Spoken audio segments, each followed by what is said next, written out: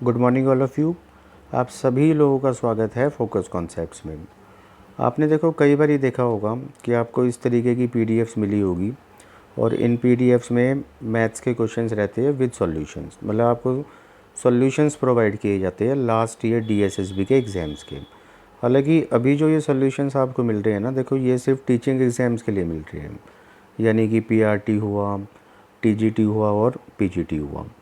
बहुत जल्द आपको ये सभी सॉल्यूशंस नॉन टीचिंग एग्ज़ाम्स के लिए भी मिलेंगे। दास ग्रेड 2 हुआ, दास ग्रेड 4 हुआ, एक एक शिफ्ट के आपको बहुत अच्छे सभी के सॉल्यूशंस मिलेंगे। जो भी एग्ज़ाम डीएसएस में लिए सब के आंसर की विद सॉल्यूशन आप तक पहुंचेगी। इसके अलावा देखो थोड़ा सा मुझे रियलाइज़ ये हुआ कि इन पीडीएफ्स के साथ साथ ना ये सॉल्यूशंस को थोड़ा सा मुझे समझाना भी चाहिए। समझाने का मतलब है कि इनको मैं एक वीडियो में ना एक्सप्लेन भी करूँ। एक्सप्लेन करने का फ़ायदा क्या होगा? मान लो कोई ऐसा स्टेप है जो आप नहीं समझ पा रहे, या फिर कुछ हो सकता है कि मुझे भी कुछ इस क्वेश्चन को करने के बाद कुछ और एहसास हो कि ये चीज़ें भी बच्चों तक पहुंचानी चाहिए, या फिर मुझे इसका कॉन्सेप्ट समझाना चाहिए। तो वो सब चीज़ें देखो लिख के नहीं हो सकती, आप समझते हो। जितना मैं चीज़ों को लिखूँगा आप लोगों को भी लगेगा कि इसने तो बहुत खींच दिया क्वेश्चन। बट हकीकत ये है कि जो चीज़ें लिखने वाली होती है ना उसको लिखना पड़ता है। हालांकि वही चीज़ अगर हम वर्बली सुन रहे हैं किसी से या फिर वीडियो एक्सप्लेनेशन देख रहे हैं तो हो सकता है कि वो बहुत कम काम हो जाए आपके लिए। और मान लो आप किसी स्टेप में फंसे भी हुए हो तो अब इतना टाइम नहीं है कि आप टाइम वेस्ट करो, सोचते रहो कि ये स्टेप कैसे हुआ होगा। तो इसलिए भी एक ये मोटिव है कि वीडियो एक्सप्लेनेशन क्यों दी जा रही है। अब मुद्दे की बात यह है कि इन वीडियोस तक आप पहुंचोगे कैसे।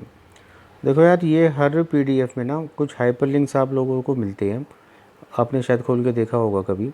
जैसे कि ये आपको नज़र आ रहा है, इसको अगर हम ओपन करें तो यहाँ से ना फोकस कॉन्सेप्ट्स का यूट्यूब चैनल खुलेगा। उस यूट्यूब चैनल पर आप जाओ, सब्सक्राइब करो उसे, ताकि आपको वीडियोस मिलती रहे। हालांकि वहाँ पर प्लेलिस्ट मैं अलग से कैटेगराइज करूँगा, पीआरटी वालों की अलग होगी, पीजीटी वालों की अलग होगी, टीजीटी वालों की अलग होगी, और इसके अलावा नॉन टीचिंग वालों की बिल्कुल अलग रहेगी। अब इसको आप सब्सक्राइब कर लेना। उसके अलावा देखो कुछ और भी हाइपर लिंक्स हैं यहाँ पर। जैसे ये हाइपर लिंक था टेलीग्राम का लिंक, आप इसको ओपन कर सकते हो और यहाँ पर जाकर सब्सक्राइब कर सकते हो, ताकि आपको ये सभी पीडीएफ्स मिलती रहे। इसके अलावा एक ये फोकस कॉन्सेप्ट्स का फेसबुक पेज है, आप इसको भी लाइक कर सकते हो, मतलब आपको अपडेट्स मिलते रहेंगे यहाँ से भी। तो ये सारी चीज़ें देखो वन टाइम के लिए हमने समझनी थी और मैंने आपको समझा दी।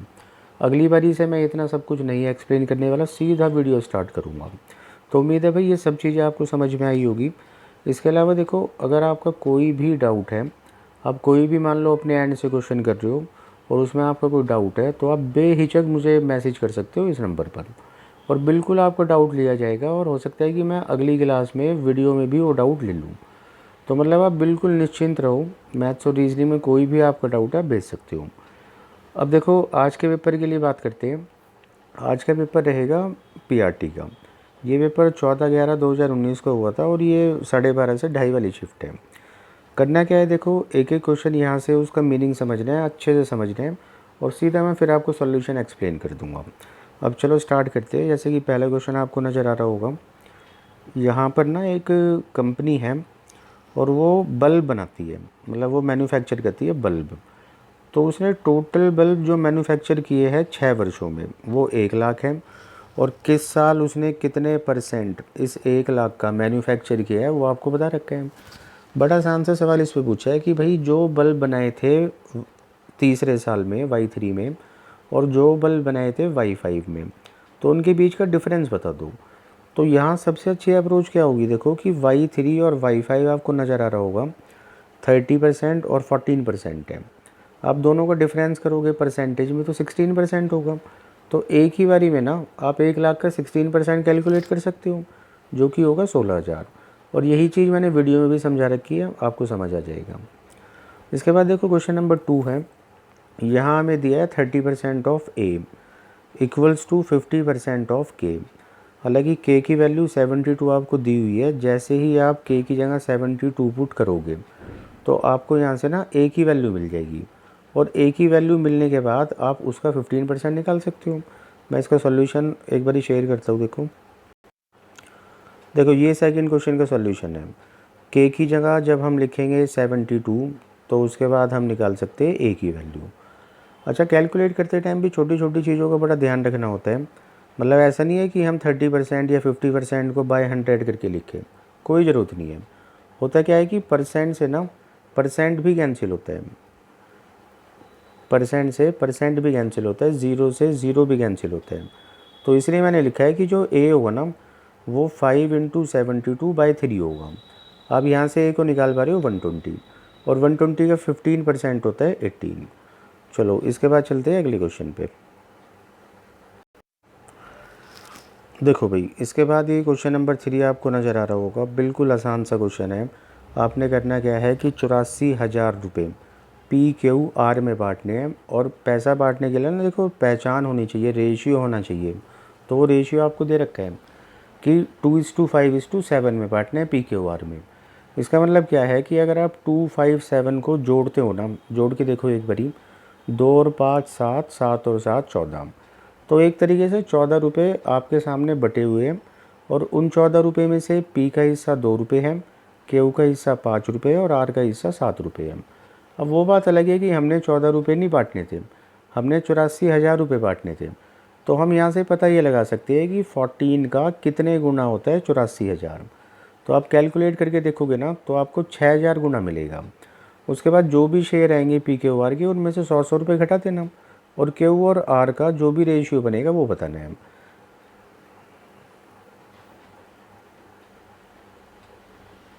इसको देखो मैं समझा देता हूँ आपको, सॉल्यूशन दिखा देता हूँ इसका। देखो सॉल्यूशन आपको नज़र आ रहा है कि 14 का 6,000 गुना था 84,000। उसी 6,000 से जब हम सबको मल्टीप्लाई करेंगे तो इनका ना एक्चुअल शेयर आ जाएगा। और बात हो रही है क्यू और आर की, तो हम सिर्फ इतना टारगेट करें।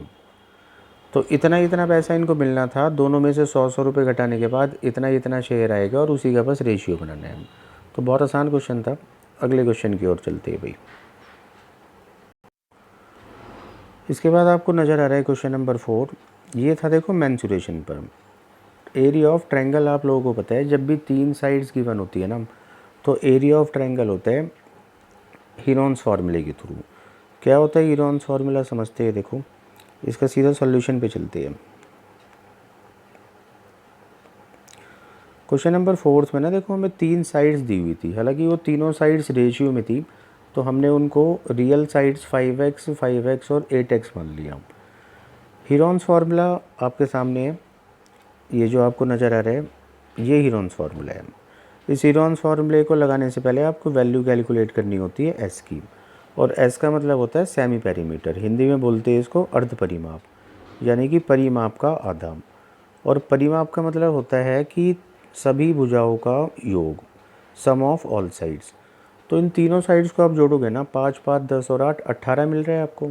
बस उसी का अगर हम आधा करते तो अर्ध परिमाप आ जाता है, यानी कि सेमी पेरीमीटर।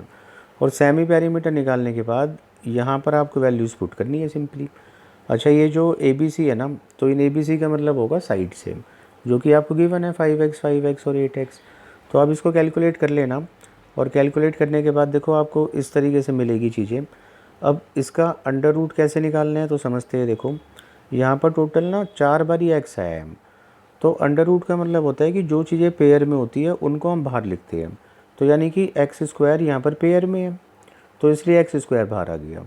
उसके अलावा आप समझते हो कि 9 का अंडर रूट 3 होता है, और 4 गुना 4 का अंडर रूट 4 होता है, तो इसलिए ये 12x² आ रहा है, जो कि गिवन है 6912 के।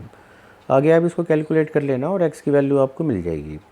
x की वैल्यू मिलने के बाद जैसे कि पेरीमीटर निकालना है, पेरीमीटर का मतलब तीनों भुजाओं का योग, सम ऑफ ऑल साइड्स। कैलकुलेट करोगे तो 432 मिल जाएगा। अब नोट डाल के मैंने आपको ये समझाया था कि इस ट्रायंगल का एरिया या तो आप निकाल लो भाई हीरोन्स फार्मूले से, या फिर दूसरा आप एक और तरीके से इसका एरिया निकाल सकते हो, वो है आइसोसेलेस ट्रायंगल। किसी भी ट्रायंगल में अगर 2 साइड्स इक्वल होती है तो वो आइसोसेलेस ट्रायंगल होते हैं। और कैसे आइसोसेलेस का एरिया निकालना होता है समझते हैं। देखो ऐसा नहीं है कि इसके लिए हमें कोई फार्मूला याद करना पड़ता है। करना क्या होता है, देखो 2 इक्वल साइड्स होनी ज़रूरी है, उन दोनों इक्वल साइड्स को मैंने यहाँ लिख दिया। अब 2 इक्वल साइड्स के बीच वाले पॉइंट से, ये जो पॉइंट है, अगर इससे मैं एक हाइट खींचता हूँ, तो हाइट खींचने के बाद क्या होता है देखो कि सामने वाली जो साइड होती है ना, ये 2 इक्वल पार्ट्स में बढ़ जाती है, 2 इक्वल पार्ट्स में बढ़ जाती है। कहने का मतलब है कि जो ये 8x थी तो 4x हो जाएगी। अब देखो, किसी को अगर याद हो ट्रिपल एट तो 3 4 5 जरूर याद होगा, पाइथागोरियन ट्रिपल एट। और ना भी याद हो तो आप ऐसे कैलकुलेट कर सकते हो, मतलब हाइट हम ऐसे निकाल सकते हैं √5x² - 4x², जो कि होगी यार 3x। हाइट आते ही आपको पता है एरिया ऑफ ट्रायंगल होता है half into base into height, तो आप ऐसे निकाल के बराबर रख सकते थे जो भी एरिया आपको गिवन था, और आगे का प्रोसेस सेम था। चलो आ जाते हैं इसके बाद अगले क्वेश्चन पे। देखो यार, इसके बाद जो आपको क्वेश्चन नज़र आ रहा है 5th, बिल्कुल आसान क्वेश्चन है। आपको एक दिखा रखा है यहाँ पर बार ग्राफ, और ये ऑफिसेज दिखा रखे हैं आपको, और ऑफिसेज में कितने एम्प्लॉयज़ हैं जो रिज़ाइन करते हैं वो आपको बता रखे हैं। अब इसने पूछा हमसे, ये है the number of employees resigning from office O6 is what percentage of the number of employees resigning from office O2। तो इसने पूछा है कि भाई O6 ऑफिस में जितने लोगों ने रिज़ाइन किया है, वो आपको नज़र आ रहा होगा। O6 में देखो 22 लोगों ने रिज़ाइन किया है, तो ये कितना परसेंटेज है उन लोगों का जिन्होंने O2 में रिज़ाइन किया है, और O2 में रिज़ाइन किया 12 लोगों ने।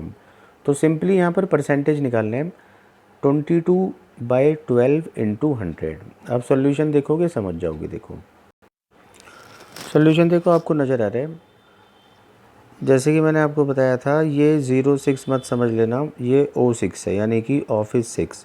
ऑफिस 6 में 22 थे, ऑफिस 12 में 12 थे, इंटू 100। तो यहाँ से आपको आंसर मिल जाएगा 183.33। चलो चलते हैं अगले पे। देखो भाई, इसके बाद फिर से उसी बार ग्राफ पर एक और क्वेश्चन है, ये भी सिंपल सा क्वेश्चन है। पूछा है कि M4, एक तो M4 में कितनी बुक्स है वो आप बताओ। आपको नज़र आ रहा होगा 2400। तो पूछा है कि मतलब ये जो सभी में मिलाकर बुक्स है ना, सभी मंथ्स में, उनका एवरेज निकालो, और वो एवरेज से और ये M4 का डिफरेंस क्या होगा। देखो समझते हैं। एवरेज निकालने के लिए आपको पता है M1 + M2 + M3 + M4 + M5 + M6 divided by 6। तो यहाँ से आपको मिलेगा एवरेज, और इस एवरेज का डिफरेंस आपको करना है M4 के साथ, यानी कि M4 में है 2400 के साथ। सॉल्यूशन समझते हैं। देखो भाई, आपको समझ में आ रहा होगा, जैसे मैंने बताया था M4 में 2400 और बाकी का जो एवरेज है वो 2150 है। तो यहाँ से दोनों का डिफरेंस बना 250।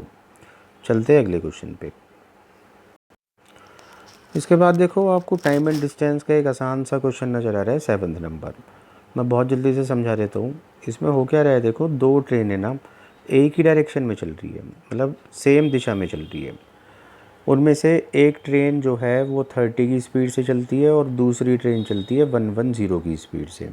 मतलब इस तरीके से दोनों ट्रेन चल रही है।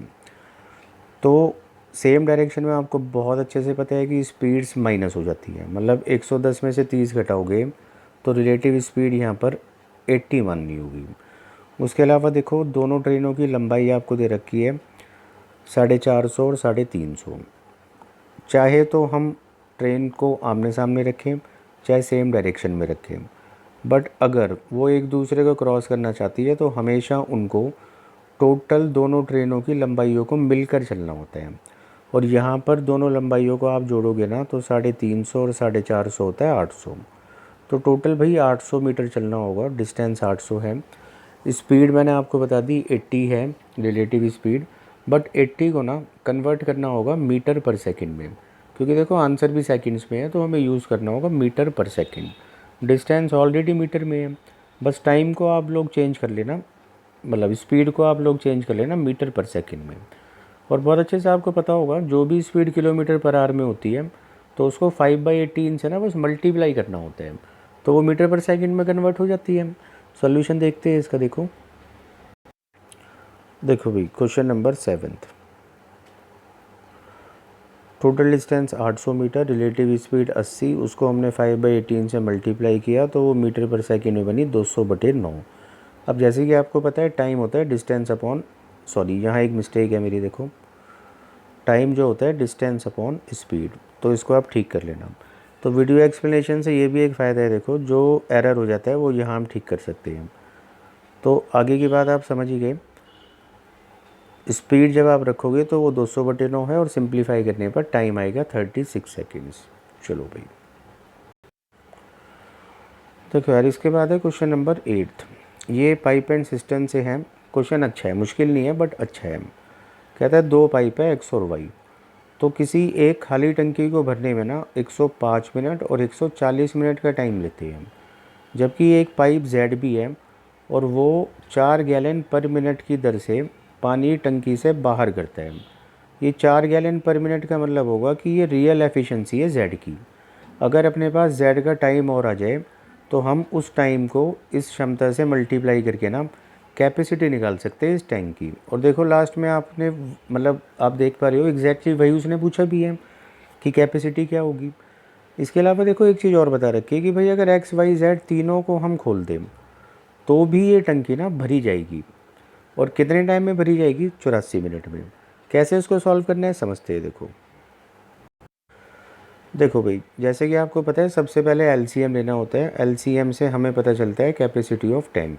हालांकि वो चीज़ रियल नहीं होती, वो रेशियो में होती है। तो 420 मैंने एलसीएम माना, तो क्षमताएं आ गई कि भाई पाइप एक्स जो है वो 1 घंटे में 4 यूनिट पानी भरता है।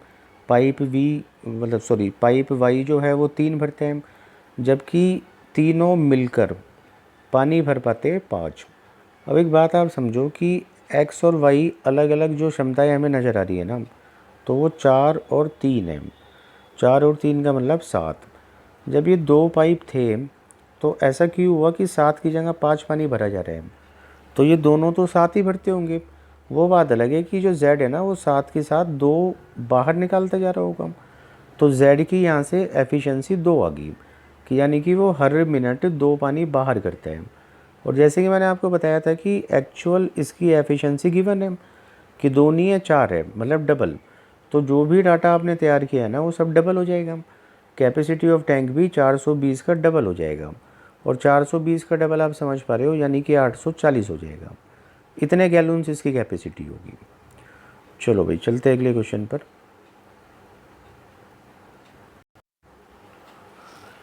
इसके बाद देखो क्वेश्चन नंबर 9। मैं बता देता हूँ इसका क्या मतलब है। कहता है ट्रेन की स्पीड कार से 10% ज़्यादा है। ट्रेन की स्पीड ज़्यादा है कार से, वो भी 10%। दोनों किसी एक पॉइंट से ना एक ही साथ एक ही समय पर चलना शुरू हुए थे। मान लो वो पॉइंट ए से बी था, ए से बी की ओर दोनों एक ही टाइम पर निकले हैं। अच्छा, ए से बी जो है ना वो तो 140 किलोमीटर की दूरी पर है। मतलब बी पर अगर पहुंचना है तो भाई दोनों को, ट्रेन को भी कार को भी 140 किलोमीटर चलना होगा। पहले कौन पहुंचेगा? आप समझ पा रहे हो कि ट्रेन की स्पीड ज़्यादा है तो ट्रेन को पहले पहुंचना चाहिए। बट आप पढ़ोगे ना आगे तो हुआ क्या कि ट्रेन 10 मिनट ना बीच में रुकी रही। On the way the train takes 10 minutes for stopping at the stations. तो जितना टाइम वो बचा सकती थी, मतलब जल्दी पहुंच सकती थी, वो टाइम उसने वेस्ट कर दिया रुकने में। तो उससे क्या हुआ कि ये दोनों ना अब सेम टाइम पर पहुंचेंगे। और हमसे पूछा जा रहा है ट्रेन की स्पीड क्या होगी। क्या इसका सॉल्यूशन है समझते हैं। देखो भैया आपको सॉल्यूशन नज़र आ रहा होगा, ये सॉल्यूशन है। 10% की फ्रैक्शन होती है 1/10। नीचे वाले नंबर को हम हमेशा समझते हैं जिससे तुलना हो रही है, और तुलना जो हो रही थी ना वो कार से हो रही थी। तो इसलिए मैंने मान लिया कि भाई अगर कार की स्पीड 10 यूनिट है तो ट्रेन की 11 यूनिट होगी। उसके बाद क्या होता है कि डिस्टेंस अगर सेम होता है ना तो स्पीड और टाइम का इन्वर्स रेशियो बनता है, मतलब उल्टा रेशियो बनता है। और वही चीज़ हमने यहाँ की है। अगर 11:10 स्पीड का रेशियो है तो टाइम का रेशियो 10:11 बनेगा, और वही चीज़ मैंने लिखी भी है। अब आप ध्यान से समझो, 10:11 का मतलब है कि ट्रेन को 1 यूनिट पहले पहुंचना चाहिए था, और 1 यूनिट का मतलब है कि ट्रेन 10 मिनट पहले पहुंच सकती थी अगर वो ना रुकती रास्ते में। तो 1 यूनिट की ही वैल्यू 10 मिनट होगी, और हमें काम करना है ट्रेन की स्पीड पे। तो ट्रेन ने जो टाइम लिया है वो 10 यूनिट हमने माना हुआ है। इस 10 यूनिट की वैल्यू 100 मिनट होगी, और 100 मिनट को अगर आवर्स में बदले तो सिंपली 60 से डिवाइड करना होगा। तो इतने घंटे लगेंगे। अब फिर से वही, अगर स्पीड निकालनी है तो डिस्टेंस अपॉन टाइम। डिस्टेंस कितना है 140, और टाइम है 100/60 आवर्स। वही 60 ऊपर चला जाएगा और सिंप्लीफाई करने पर 84 इसका आंसर होगा। चलो भाई, इसके बाद चलते हैं अगले क्वेश्चन पे। इसके बाद वाला देखो क्वेश्चन सिंप्लीफिकेशन का एक आसान सा क्वेश्चन है, और यहाँ से हमें सॉल्व करते हुए ए और बी की वैल्यू निकालनी है। उन्हीं ए और बी की वैल्यूज़ को जब हम पुट करेंगे 19 ए प्लस बी में, तो हमें आंसर मिल जाएगा। अब देखो भाई, सीधा सॉल्यूशन पे चलते हैं। देखो ये इसका सॉल्यूशन है, क्वेश्चन नंबर 10 था ये। अब इसमें ज़्यादा मैं आपको क्या समझा सकता हूँ, देखो कि एक दो स्टेप ना आपको थोड़ा सा ऑरली ही करने होंगे ताकि पेपर में जल्दी क्वेश्चन हो पाए। आप समझ पा रहे हो कि नीचे से सॉल्व करते हुए चलते हैं, तो 9 इंटू 1 9 प्लस 1 यानी कि 10/9। तो 10/9 से ऊपर भी न्यूमरेटर है, तो ऐसे केस में ना बस सिंपली आपको पलट देना है। मतलब जो आपका 10/9 बना था तो उसको पलट दोगे तो 9 ऊपर चला गया और 10 नीचे। इसलिए अगले स्टेप में मैंने देखो लिखा भी है कि 1 + 9/10। फिर से सेम प्रोसेस कि भाई 10 इंटू 1 10 + 9 यानी कि 19/10, तुरंत पलट देना है, तो मतलब 10/19। वही चीज़ मैंने लिखी है। ऐसे ही आप बी को भी कैलकुलेट कर सकते हो। खैर ए और बी की वैल्यूज़ इतनी इतनी आ गई, और हमें जो वैल्यूज़ निकालनी है देखो, वो निकालनी है 19 इंटू ए प्लस बी की। तो ए प्लस बी आपको जैसे कि नज़र आ रहा है 19, तो होगा क्या देखो कि 19 से ना 19 कैंसिल हो जाएगा, और ऊपर सिर्फ जो 34 बच रहा है वही आंसर हो जाएगा। तो आसान सा क्वेश्चन था, मतलब अगले पे चलते हैं। देखो भाई, इसके बाद है क्वेश्चन नंबर 11। कह सकते हैं कि इस पेपर का सबसे अच्छा क्वेश्चन, मुश्किल नहीं अच्छा क्वेश्चन। समझाता हूँ, देखो इसमें क्या बता रखा है। इसमें बता ये रखा है कि एक सुरेश है, कोई कंपनी उसको रखती है 1 साल के लिए, और 1 साल में कंपनी उसको जो पैसा देगी वो एक तो 1800 रुपये देगी पूरे 1 साल के, और साथ में देगी एक मोबाइल फ़ोन। वो मोबाइल फ़ोन कौन सा है, कितने का है, नहीं पता। 1 साल की उसकी सैलरी है 1800 रुपये प्लस एक मोबाइल।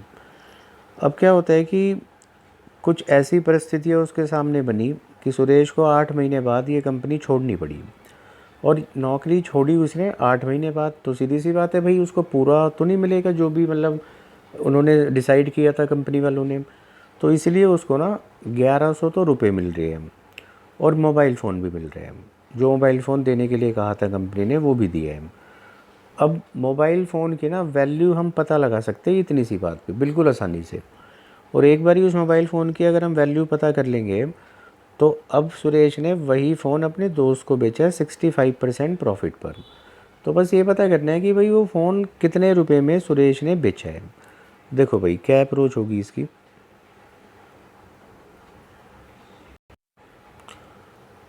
देखो यार, सॉल्यूशन आपको नज़र आ रहा है। Question number 11। सबसे पहला काम हमने ये पता लगाना है कि 1 साल यानी कि 12 महीने की सैलरी तो डिसाइड थी कि 1800 रुपये और एक मोबाइल फ़ोन। अब मैंने ये पता किया कि 1 महीने की सैलरी कितनी बनेगी। तो 1 महीने की सैलरी के लिए आप लोग समझ रहे होंगे, इसी सैलरी को 12 से डिवाइड करते हैं, और जब 12 से डिवाइड करोगे तो वो 1800 भी डिवाइड होगा 12 से, और मोबाइल की जो वैल्यू है वो भी 12 से डिवाइड होगी। तो हमने डिवाइड किया, और 1 महीने की अगर हमारे पास आ गई तो वहाँ से हमने 8 महीने की भी कैलकुलेट कर ली कि जो 1 महीने की बनी है भाई उसे 8 से मल्टीप्लाई कर लो ताकि 8 महीने की बन जाए। 8 से मल्टीप्लाई करने पर जो सैलरी उसको मिलनी चाहिए थी वो इतनी मिलनी चाहिए थी कि एक तो उसको 1200 रुपये मिले, और जितने का मोबाइल है उसकी 2/3 कीमत मिले। अब मोबाइल तो तोड़ के दे नहीं सकते कि भाई 3 हिस्से करे और 2 तू पकड़। तो मोबाइल जितने का भी है ना उसकी 2/3 कीमत देनी चाहिए थी, बट कंपनी ने मोबाइल दे दिया पूरा। और पूरा मोबाइल अगर दिया है और मैं आपसे पूछूं कि बताओ कितनी ज़्यादा कॉस्ट दी कंपनी ने, तो आपको बिल्कुल नज़र आ रहा है। आप 1 में से 2/3 को माइनस कर सकते हो। आप कहोगे कि मोबाइल की 1/3 कॉस्ट ज़्यादा दे दी कंपनी ने, और 3 मतलब 2/3 कॉस्ट जो ज़्यादा दी है ना, तो वो इसलिए दी है क्योंकि 100 रुपये कम भी दिए। 1200 की जगह कंपनी ने उसको 1100 रुपये दिए। तो इसका मतलब हुआ कि ये जो 100 रुपये कम दिए ना कंपनी ने, तो वो मोबाइल की 1/3 कीमत मानते हुए दिए। तो यहाँ से बिल्कुल हिंट मिल गया कि भाई मोबाइल का तीसरा भाग 100 रुपये है, तो पूरा मोबाइल 300 रुपये का था और 300 रुपये वाले मोबाइल को सुरेश ने 65% प्रॉफिट पर बेचा है। आप 300 का 65% निकालोगे तो 195 आ जाएगा। 195 प्रॉफिट है, सीपी में जोड़ोगे तो यानी 495 में बेचा। समझ में आया होगा भाई।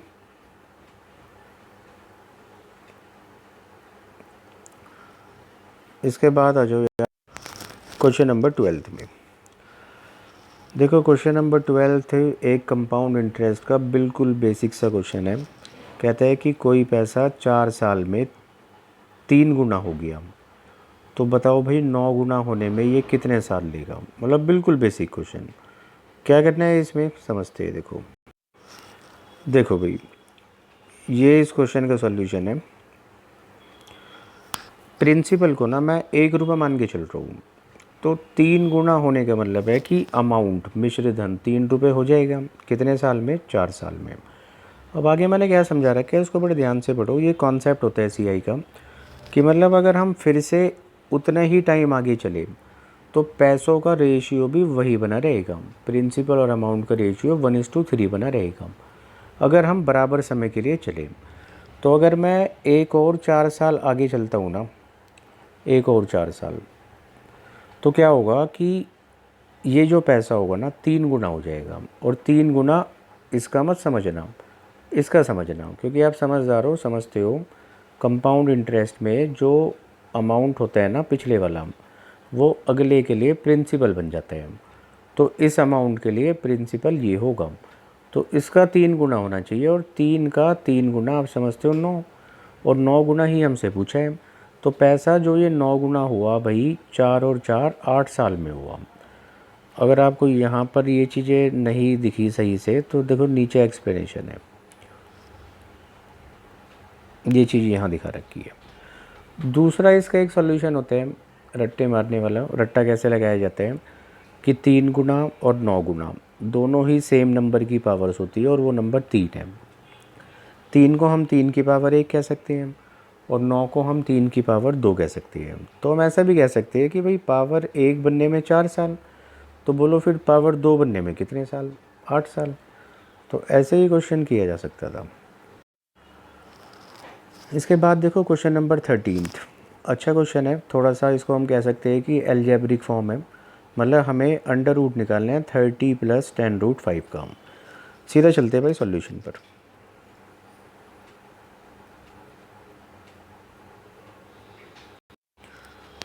देखो भाई क्वेश्चन नंबर 13 आपको नज़र आ रहा होगा।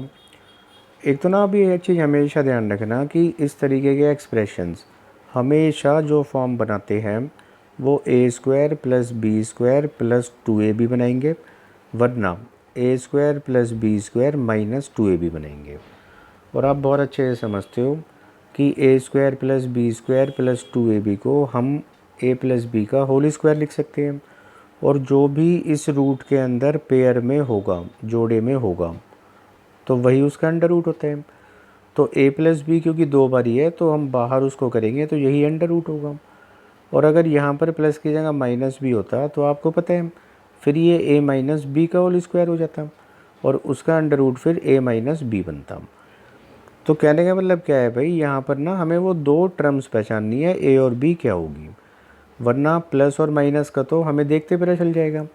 अब दूसरी बात समझो। देखो यहाँ मैंने दिखा रखा है आपको कि ये जो 30 है ये रिप्रेजेंट करता है a² + b² को। मतलब 2 टर्म्स जो है ना a² + b², इनसे हमेशा बनेगा जो नंबर रूट में नहीं होगा। जो रूट में है जैसे 10√5 तो वो पक्का 2ab से बना होगा। तो 2ab यहाँ पर अगर 10√5 है तो ab की वैल्यू भाई 5√5 है। और बस अब आप ऐसे 2 नंबर सोचो कि जिनको मल्टीप्लाई करें तो 5√5 आ जाए, और उन्हीं नंबर्स के स्क्वायर्स को, वर्गों को जब हम जोड़ें तो 30 आ जाए। और ऐसे 2 नंबर्स हमारे सामने ही है, बस हम इनको अलग अलग कर लें। एक नंबर होगा 5 और दूसरा नंबर होगा √5। 5 × √5 5√5 भी बना रहे हैं। और आप समझते हो 5 का स्क्वायर 25 होता है और √5 का स्क्वायर 5 होता है, तो दोनों को जोड़ने पर भाई 30 भी बन रहे हैं। तो इसलिए जो इसका अंडर रूट a + b था तो वो a + b का मतलब होगा 5 + √5 से। समझ में आई होगी ये चीज़ें। चलते हैं अगले क्वेश्चन पर। देखो भाई, इसके बाद क्वेश्चन नंबर 14। अच्छा क्वेश्चन है, मतलब पता होना चाहिए पैरेललोग्राम के बारे में, और छोटे छोटे बेसिक बेसिक फार्मूलाज याद होने चाहिए। शॉर्ट में समझा देता हूँ क्या पूछा है इसने और क्या दिया है। कहता है एक सर्कल है, उसकी रेडियस 21 है। रेडियस का मतलब त्रिज्या। कहता है जो उसकी सरकमफेरेंस है, सरकमफेरेंस का मतलब परिधि, तो वो है इस पैरेललोग्राम के परिमाप पेरीमीटर के बराबर। और पी क्यू आर एस जो पैरेललोग्राम है उसकी एक साइड भी दे रखी है पी क्यू 36 सेंटीमीटर। उसके अलावा डिस्टेंस दे रखा है दो साइड्स के बीच का। देखो दो साइड्स के बीच का डिस्टेंस ना यहाँ पर हाइट होगी। पैरेललोग्राम का मतलब होता है जिसमें आमने सामने वाली साइड से बराबर हो, पैरेलल हो। समझते हैं? देखो देखो भाई, जैसे कि मैंने आपको बताया था कि सर्कल हमें दे रखा था, रेडियस उसकी हमें गिवन थी 21, और सर्कल का सरकमफेरेंस, सरकमफेरेंस का मतलब ये होता है परिधि। देखो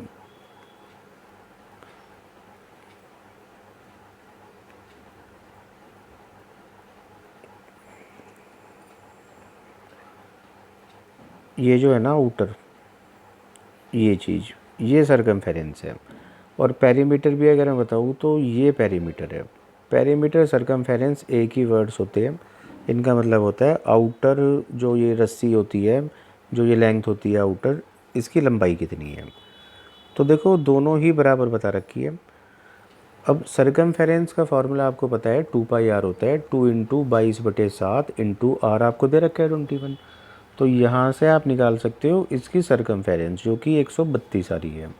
अब अगर इसकी सरकमफेरेंस 132 है तो इसका मतलब इस पैरेललोग्राम का पेरीमीटर भी 132 है। अब पैरेललोग्राम पे आ जाओ। तो पैरेललोग्राम में क्या होता है, देखो ये एक तरीके का ना रेक्टेंगल होते हैं। बस फ़र्क ये होता है कि थोड़ा सा तिरछा बनाना होता है, क्योंकि कोई भी एंगल 90 डिग्री इसमें नहीं होता। बात समझ रहे हो ना? इसीलिए क्या होता है, इसमें थोड़ा सा तिरछा बनते हैं। पैरेललोग्राम में भी आमने सामने वाली साइड्स रेक्टेंगल की तरह बराबर होती है। इसलिए अगर ये 36 है तो ये भी 36 होगी। इस साइड का नहीं पता तो x मान लिया तो ये भी x होगी। और पेरीमीटर का मतलब चारों को जोड़ते हैं, तो चारों को हम जोड़ के देखेंगे ना तो इतना बन रहा होगा, बट होना वो 132 चाहिए। और यहाँ से हम बहुत आसानी से ना x की वैल्यू निकाल सकती है। इसके बाद अब इस पैरेललोग्राम की ना अपने पास चारों साइड्स हैं। इसके बाद क्या करना है, देखो कि जो एरिया ऑफ पैरेललोग्राम है ना वो हमने समझना है, और वो होता है बेस इनटू हाइट। कहने का क्या मतलब है, अगर जो हम इस हाइट को लेते हैं, इस हाइट को, तो इसके लिए ना देखो बेस होगा ये। और अगर हम इस हाइट को लेते हैं तो उसके लिए बेस होगा ये। तो मैंने दोनों हाइट के थ्रू ये एरिया आपको निकाल के दिखा रखे हैं। देखो एक तो है हाफ, एक यहाँ पर भी भाई छोटी सी गलती हुई है, उसके लिए माफ़ी चाहता हूँ मैं।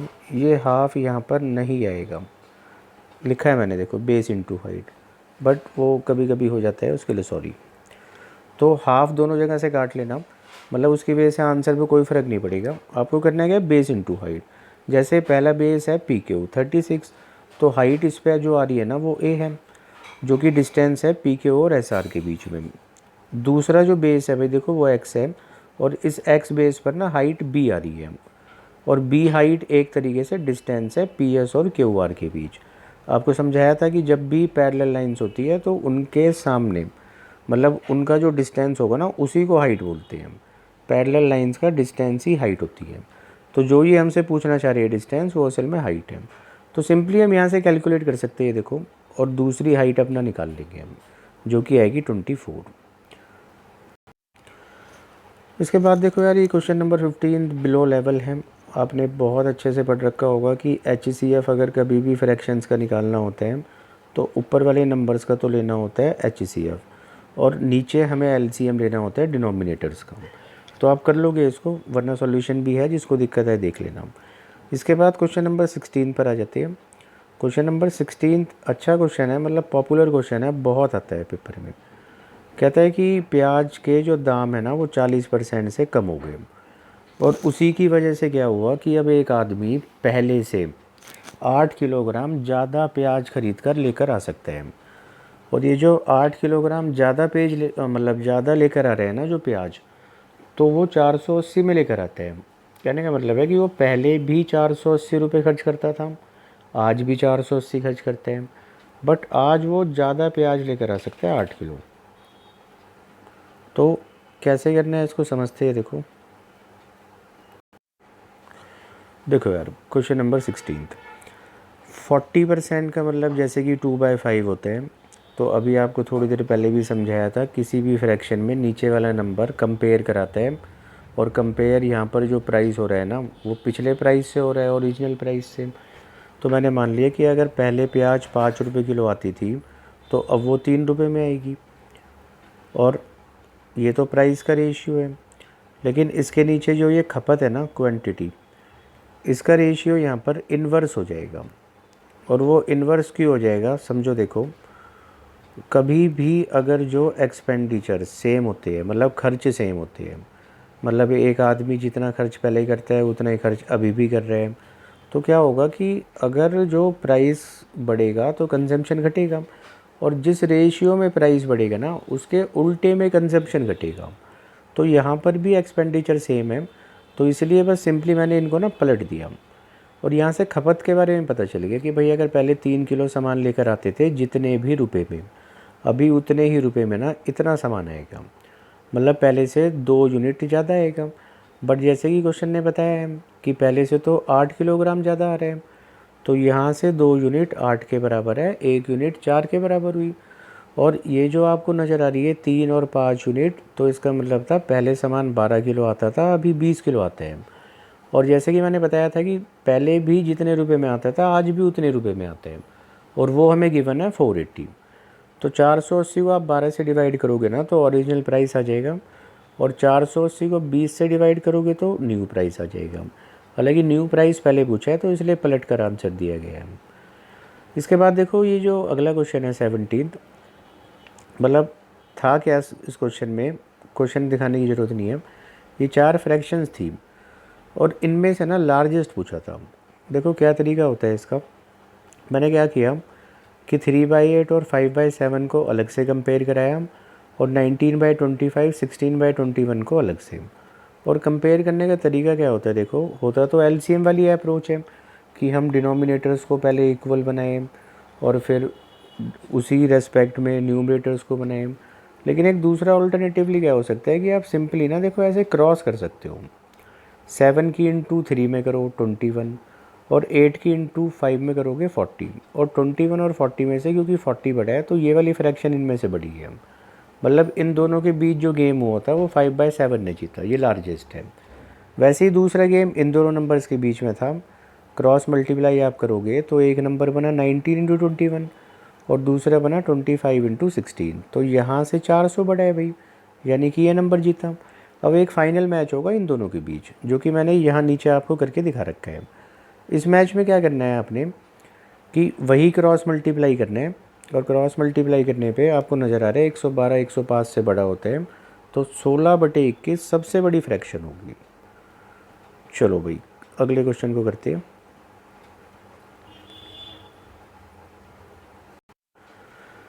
देखो भाई, क्वेश्चन नंबर 18 में यार बता ये रखा है कि एक मिक्सचर है, और इस मिक्सचर में ना एसिड और वाटर का रेशियो है 7:5। कहता है 14 लीटर वाटर इसमें और मिला दिया गया, मतलब ऊपर से हमने 14 लीटर पानी उसमें डाल दिया, और सीधी सी बात है रेशियो तो चेंज होना ही है। उसका कारण क्या है कि एक एलिमेंट को और बढ़ा दिया हमने, तो अब रेशियो पहले जितना तो नहीं रहेगा।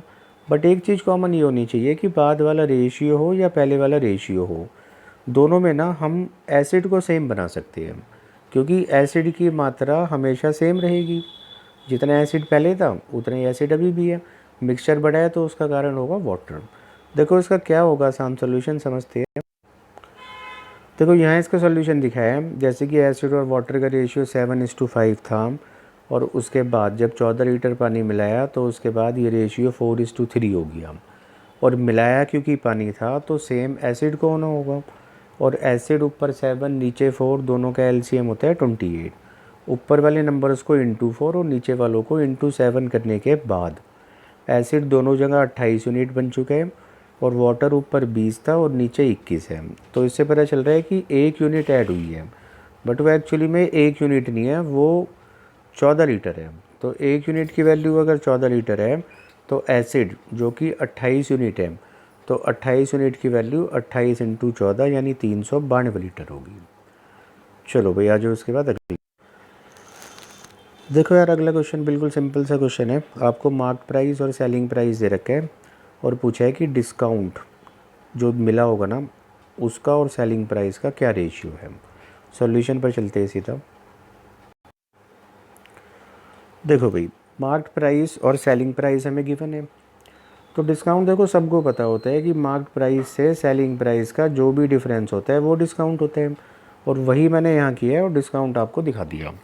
अब डिस्काउंट और सेलिंग प्राइस का रेशियो पूछा जा रहा है, तो डिस्काउंट भी देखो आपको गिवन है, मतलब हमने निकाल लिया, और सेलिंग प्राइस भी गिवन है। रेशियो निकालना है, तो रेशियो का मतलब क्या होता है कि अपने आप में सबसे छोटे नंबर। छोटे नंबर्स का मतलब ये नहीं होगा कि उनको और छोटा करके डेसिमल में लेके जाओ। तो यहाँ जो नंबर हमें नज़र आ रहे थे ये डेसिमल में थे, और डेसिमल में नंबर होने का मतलब है कि बस इनका डेसिमल ख़त्म करना है, और डेसिमल ख़त्म करने के लिए हम दोनों नंबर्स को ना डबल कर सकते हैं, और डबल करते ही ये रेशियो मिल रहा होगा। इसके बाद बिल्कुल लास्ट क्वेश्चन है, समझते हैं उसको भी। देखो भाई बिल्कुल लास्ट क्वेश्चन, पुराना क्वेश्चन है, मतलब ऐसा नहीं है कि पहली बार ही आया है, कई बार ही पेपर में आ चुका है। यहाँ से 3 की पावर 11 को अगर जो हम ले ले कॉमन, तो फिर एक ब्रैकेट में हम क्या क्या लिखेंगे समझते हैं।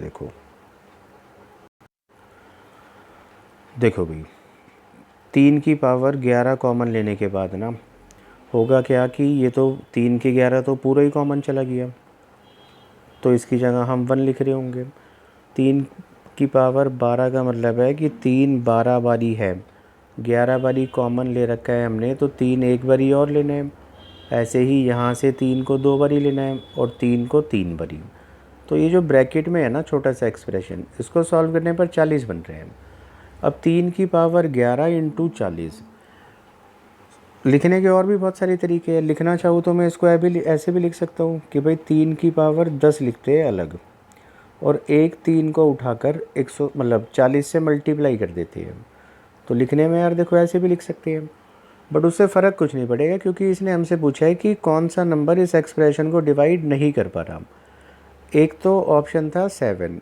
अब आप खुद ही बताओ डिवाइड करने का मतलब क्या होता है, कि मतलब अगर मैं इसको डिवाइड करूँ 7 से, तो ये 7 ना पूरा पूरा कट जाए नीचे से, और 7 तभी तो कट पा रहा होगा ना जब ऊपर भी एक नंबर 7 का मल्टीपल हो, और 7 का मल्टीपल किसी भी हाल में मिल नहीं रहा, तो इसलिए सीधा सीधा आंसर 7 हो गया। इसके अलावा अगर आप और ऑप्शंस को देखते हो, देखो जैसे और ऑप्शन है इसके, देखो 12 8 10, इनको भी समझा देता हूँ।